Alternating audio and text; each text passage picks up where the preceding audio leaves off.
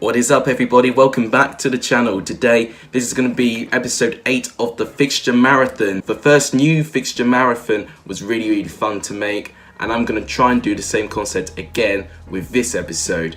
Apologies, in my roundup of what we've learned video, I forgot to predict League 1 and League 2's weekday predictions. I completely forgot that they were playing in Tuesday, so apologies for that. I won't do that in the future. But anyway, I will be covering all the English fixtures this weekend, and I'll also be doing the 5 special fixtures as well, so you get your 50 predictions.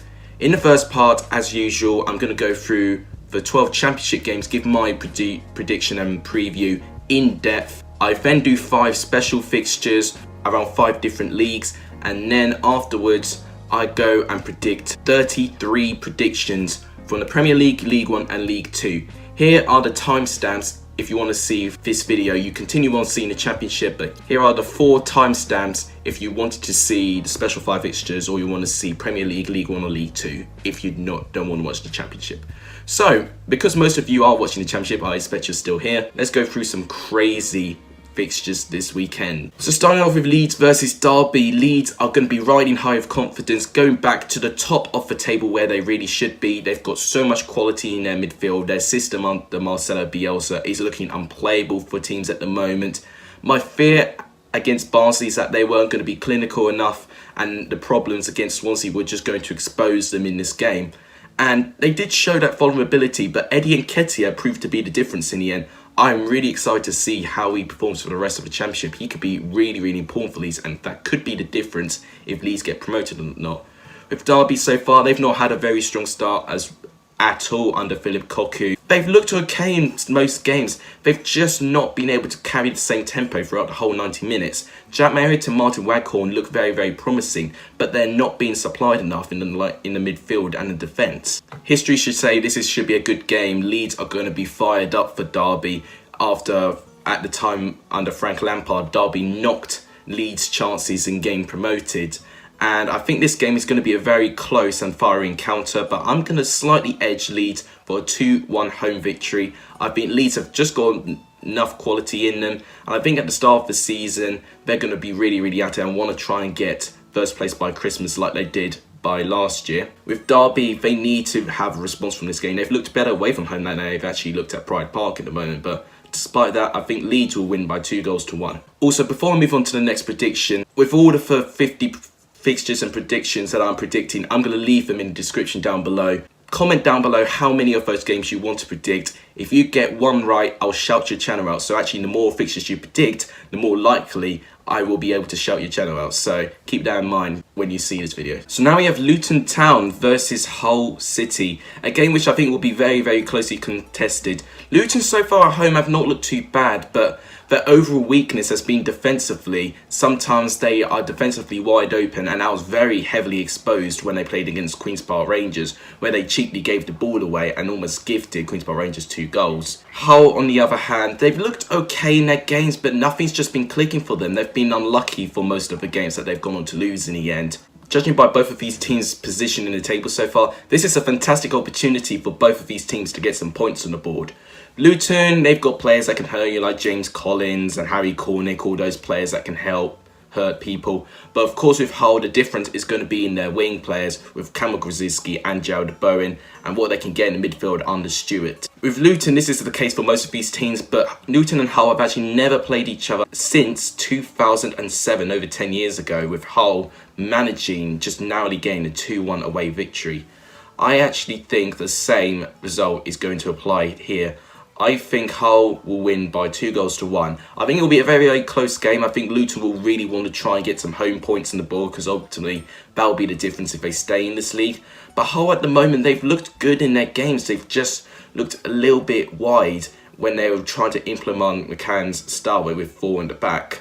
And I think with Luton, they can score plenty, which I guarantee that they will score against Hull. But I think Hull overall, their quality in their wings and how Luton have looked defensively, I think Hull will edge this one and get a 2-1 away victory. So a very close game, I think, will be Millwall versus Queen's Park Rangers. QPR so far have looked really good so far. They're really knocking on the doors to get into the playoffs.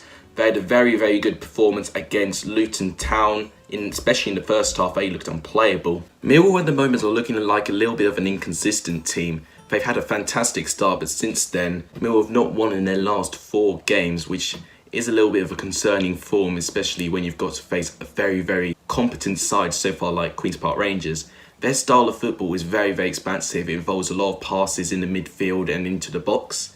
Jordan Hugel's looked good, Eberici Eze's looked good for QPR at the moment. With Millwall, they're going to really heavily rely on Matt Smith in this game. He will be their target man, and he will need to try and replicate his strong start that he had to the season, try and get something from this game. This game could be the potential of a 0-0 draw, although I think Queen's Park Rangers are going to have something a little bit extra about them this year. I'm going to say Queen's Park Rangers win by 1-0. I see this game being very, very close. I think Mill are going to make it really tough for Queen's Park Rangers, so they're going to be very, very solid defensively, and they'll try and play from set pieces or the occasional counter-attack to try and attack Queen's Park Rangers. But I think Queen's Park Rangers will find a way soon, and I think they'll narrowly win only just by a 0-1 scoreline. A very interesting game, it will be Nottingham Forest versus Barnsley. Both teams with very contrasting forms at the moment. Nottingham Forest have looked really, really good. They've picked up 11 points out of 15 from their last 5 games, which is really, really good for Forest. Barnsley, on the other hand, they've not won since the opening day of the season, and they've not picked up many points since then. Barnsley have managed to pick up 2 draws since then. Away from home, Barnsley I'm a little bit concerned of at the moment, and I'm not sure their attacking outlet of Collie Woodrow is going to be enough to try and get him the goals that's going to guarantee survival, but he'll need to step up his game in this game in particular if they want to get something from this game. Nottingham Forest are a team that, for what I've seen so far, don't really like to hold the ball that much in terms of possession. They like to play forward with a lot of pace and on the counter-attack. And when they get forward, they look really, really dangerous. And Barnsley will need to be very defensively prepared for this game. Lewis Grabban's on fire so far. He'll be scoring plenty of goals. Every one of Nottingham Forest's players looked really good against Swansea, especially Semedo and Sammy Amiobi, both showing promise in this game and bringing an attacking outlet going forward. Thinking in this game, Nottingham Forest are going to win by 3-1. I think Nottingham Forest could have a lot of fun in this game.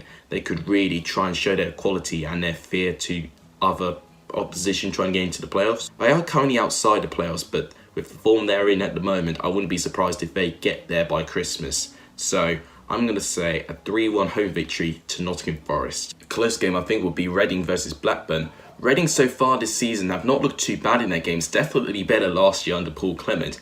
They've just not been consistent in terms of trying to get a very good performance over the 90 minutes. They're really relying on the signings of Ejaria and Puskas to try and get the performances. Swift has also looked really, really good for Reading. He's been very, very instrumental in the midfield. Blackburn so far, they've not looked too convincing, but they just seem to find a way to get a result. I think one thing with Blackburn, they've been a lot more defensively sound, but they're not offering a lot going forward, which surprised me with when you've got the quality of Danny Graham and Bradley Dack in your team. Last year, Reading managed to beat Blackburn by 2-1, and that was under Jose Gomez and when Reading started to go on their great escape last year. And I could see a similar result happening again. I think Blackburn in this game, I think they will try and get something from it because I feel like they'll be capable enough to get something from it. But I think Reading, if they could really get it right, Reading could really, really hurt this Blackburn side.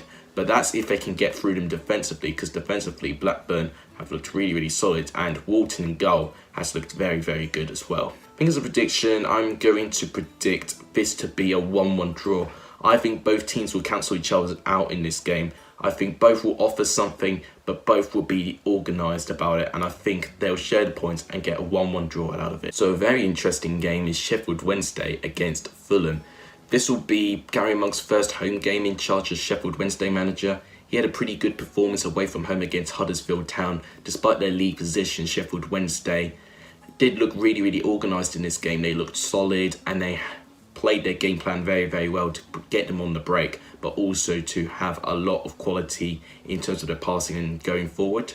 Fulham so far, they've been a pretty inconsistent side. I think under Scott Parker now, I think a lot of teams are starting to figure his system out a little bit. I'll be very interested if Scott Parker tries to change things and tries and go for plan B or something.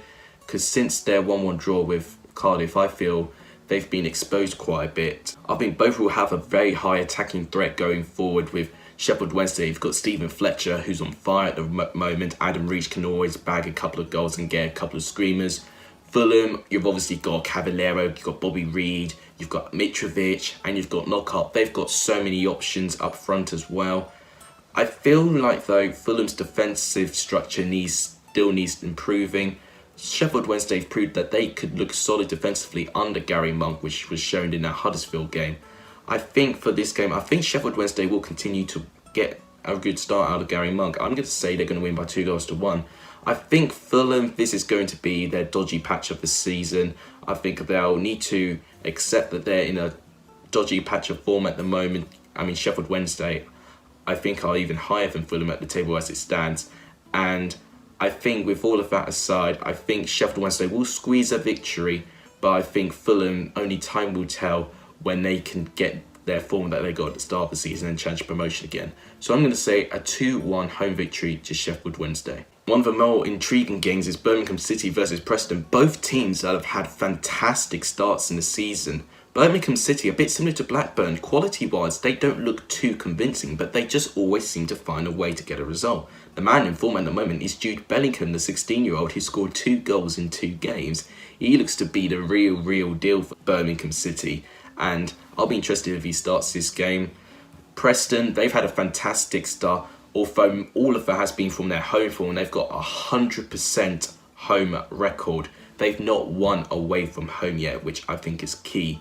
Birmingham so far, they've looked pretty good at home. With their away form, they don't look as convincing, but at home, they look really good. I think the likes of Jimenez and Jukovic up front really bring something and bring a threat to any opposition when you play against them.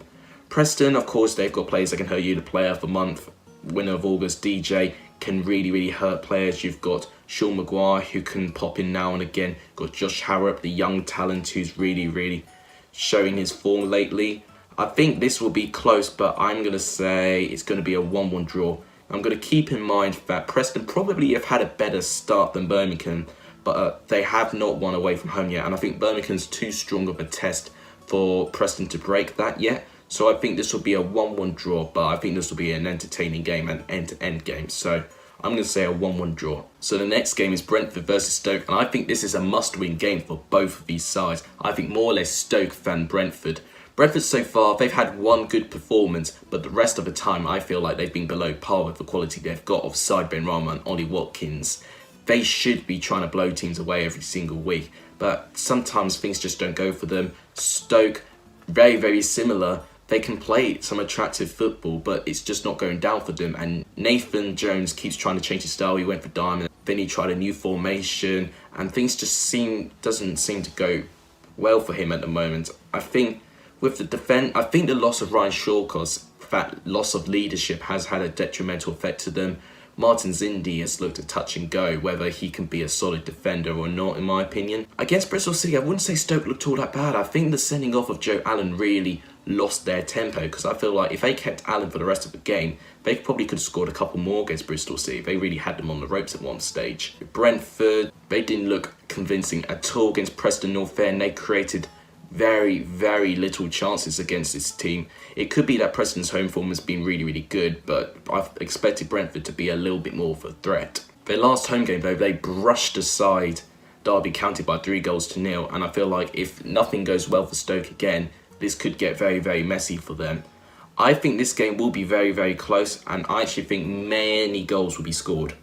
2-2 draw, I think. I truly believe that I think both defences will be exposed, but I think both attacks will be at it. So I think there'll be plenty of goals end to end, and I think in the end it'll be a 2-2 draw. But I'd say if Stoke don't win their next 2 games, then I'll be seriously surprised to see Nathan Jones still in the managerial position. I think one of the games of the Championship this weekend is going to be Bristol City versus Swansea. This is going to be the clash of the titans of third versus second. Swansea obviously lost their first game this season, and with it being at home as well, could really have a negative effect on them. Bristol City, they're the team in form. They've not lost in their last 6 games now. Bristol City are still under a load of players injured. Nagy, I think, is still going to be injured. Callis, I think, is still out as well. And even so, Bristol City do seem to find a way to make sure that they get the result that they want in the end.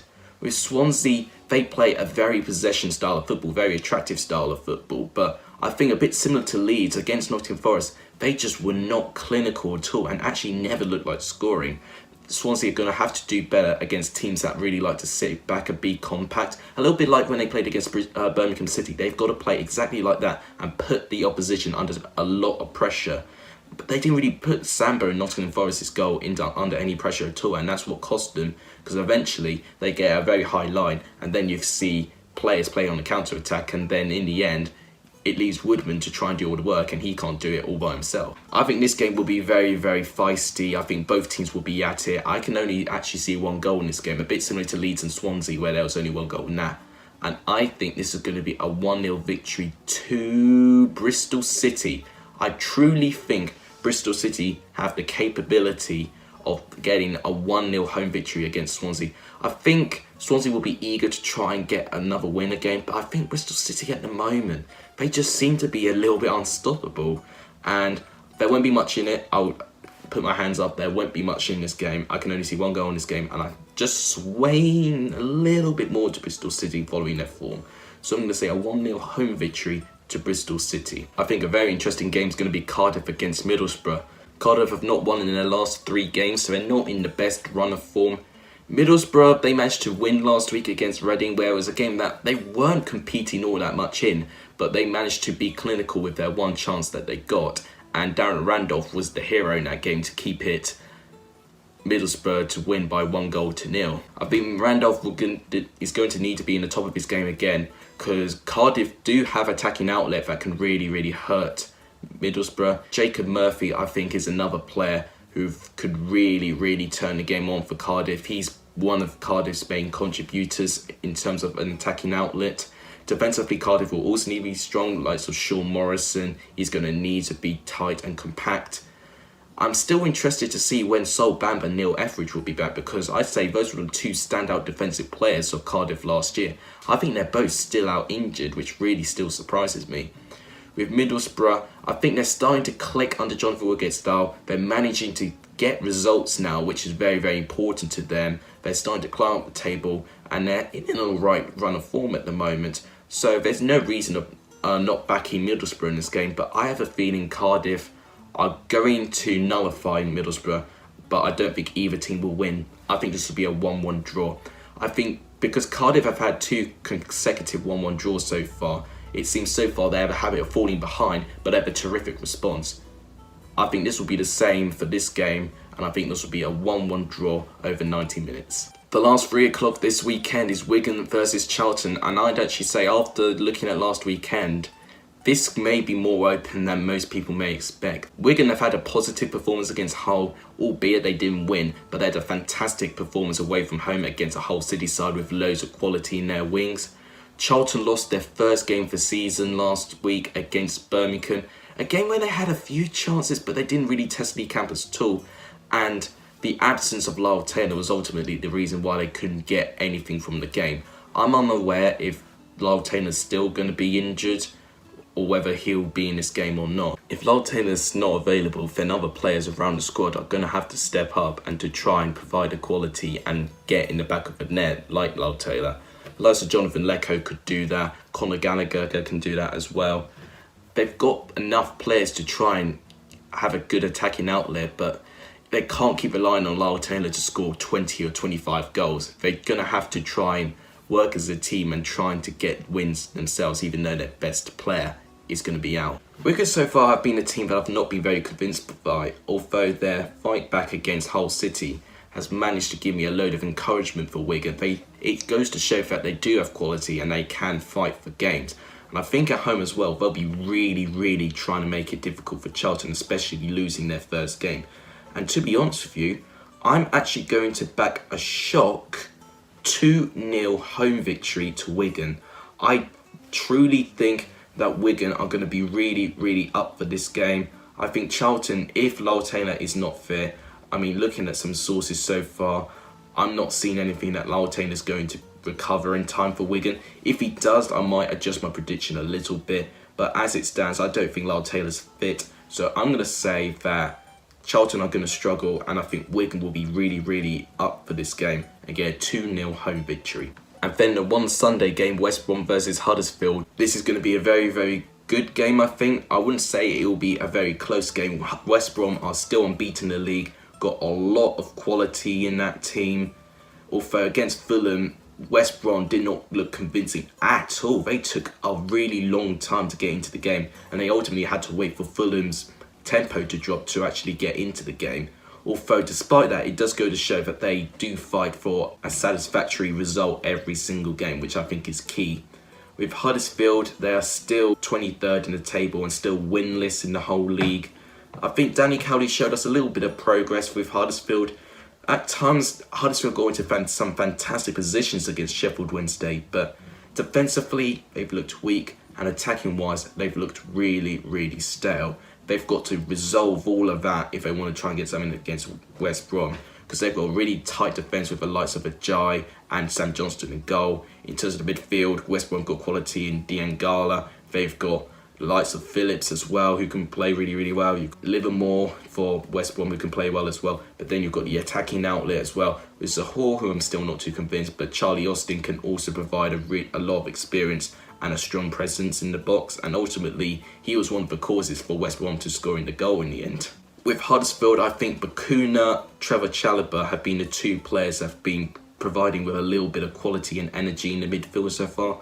Congolo also had a really good chance against Sheffield Wednesday last time. He wanted to push forward as well. But I think the whole team have got to play as a team, and they will need to try and get rid of this relegation hangover that they're having.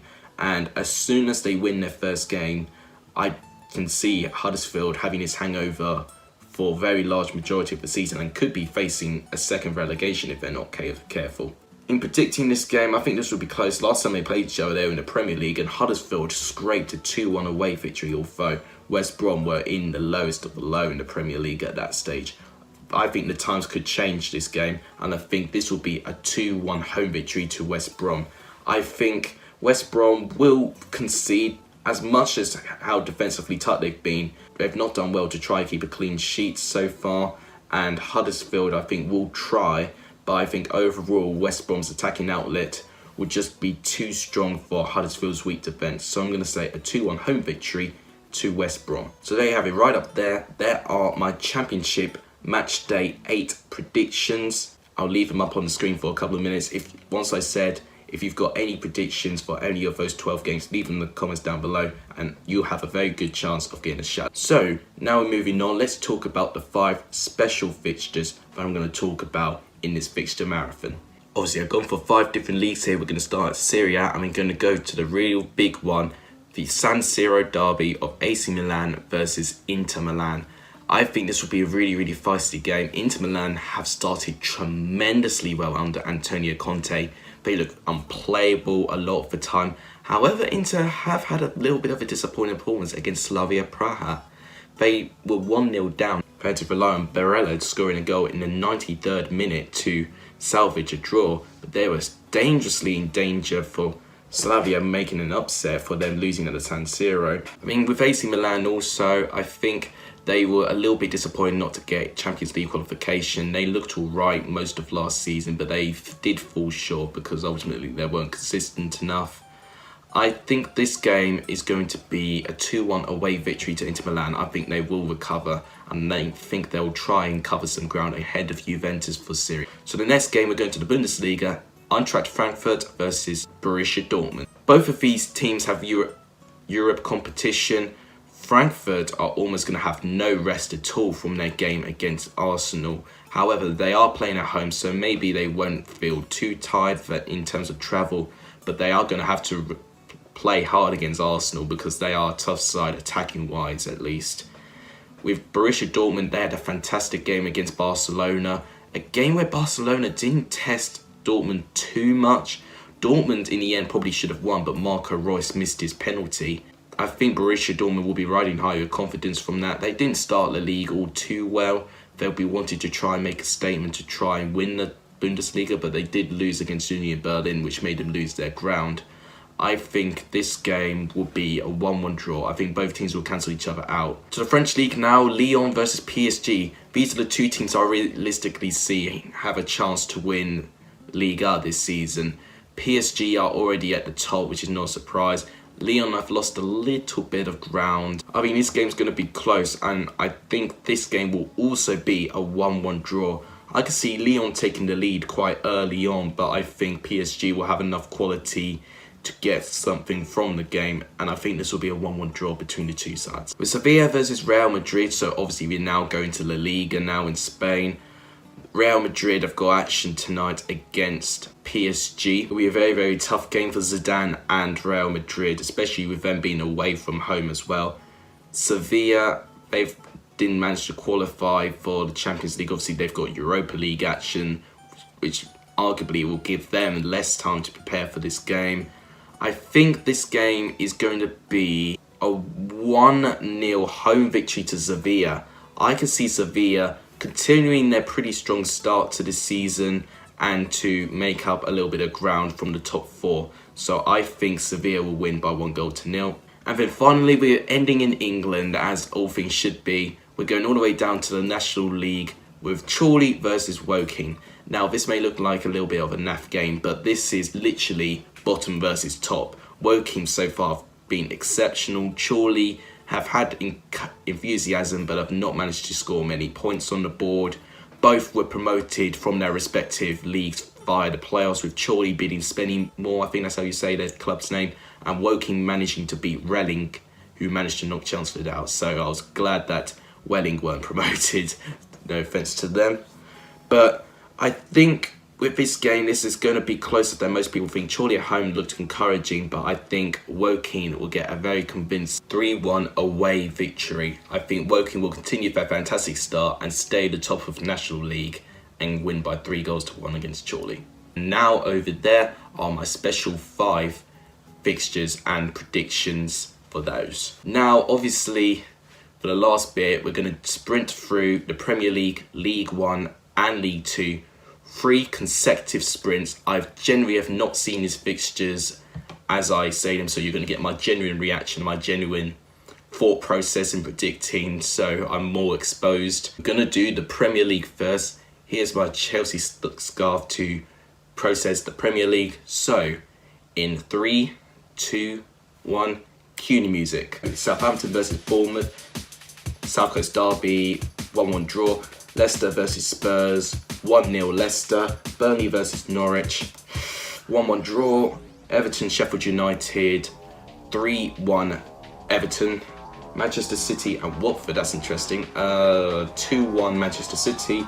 Newcastle and Brighton, big game, 1-0 Newcastle. Crystal Palace and Wolves, 1-1.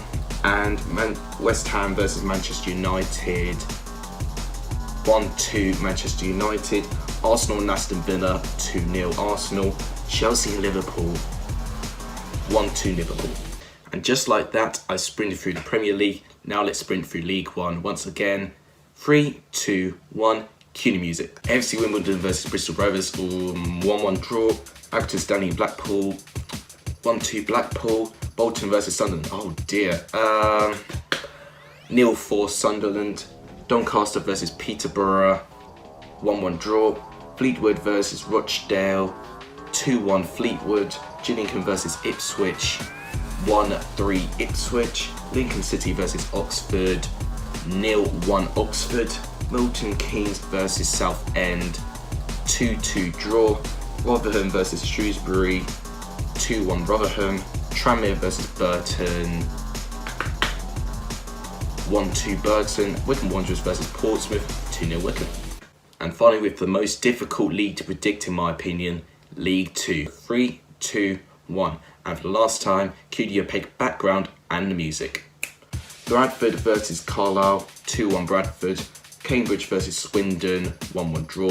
Colchester versus Leyton Orient, 1-1 draw. Crewe versus Salford, 2-0 Crewe. Forest Green versus Stevenage, 1-0 Forest Green. Grimsby versus Macclesfield, 1-1 draw. Newport versus Exeter, 1-2 Exeter. Northampton versus Crawley, 1-2 Crawley. Oldham versus Morecambe, both teams need points, 2-0 Oldham. Plymouth versus Cheltenham, both doing very well. 2-1 Plymouth. Port Vale versus Mansfield. 1-0 Port Vale. Finally, Walsall versus Scunthorpe. 1-1 draw. So yeah, here are my Premier League predictions. Here are my League One predictions. If you have any of those predictions in all of the 3 leagues I just predicted, by the way, put them down in the comments down below. And for the final time, here are my League Two predictions. Do all of you agree with my predictions? Am I a prediction god? Let me know in the comments down below. Let me know in the comments down below, how do you think your team will do this weekend, whether it's Premier League, Championship, League One, League Two, or any of the foreign leagues. Let me know in the comments down below. But that'll wrap it up. Thank you guys so much for watching. You guys are legendary if you saw the end of this exhausting video. And as always, take care.